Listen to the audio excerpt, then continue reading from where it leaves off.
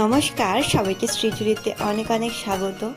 রাজসিক গুণের অধিকারী মা দুর্গার আরাধনার পরে তামসিক অধিকারী মা কালীর আরাধনা শেষে এখন সত্য গুণের অধিকারী মা জগদ্ধাত্রী দেবীর পূজা।